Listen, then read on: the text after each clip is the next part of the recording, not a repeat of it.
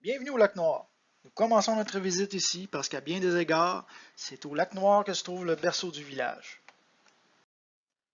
Avant l'ouverture des cantons de la côte du Sud à la colonisation, seuls les chasseurs, les trappeurs et les bûcherons connaissent bien le haut du comté. On sait par exemple que vers 1850, les bûcherons des paroisses d'en bas ont un portage qui se rend jusqu'à la rivière Saint-Jean. Les arpenteurs commencent à sérieusement explorer le coin dans les années 1840, après la signature du traité Webster-Ashburton en 1842. Ce traité met fin aux négociations avec les États-Unis et fixe la frontière actuelle.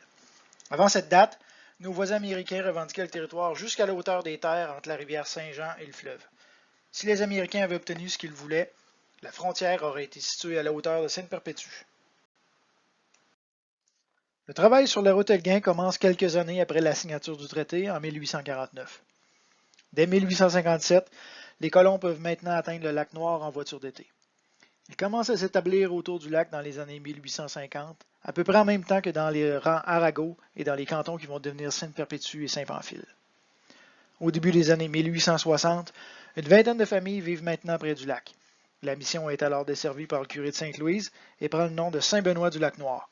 Les premières maisons sont construites au nord, sur la côte de l'autre côté du lac.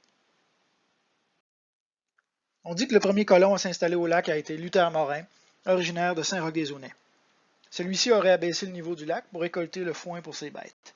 Sa terre aurait été vendue ensuite à Charles Leclerc, surnommé Pitoune.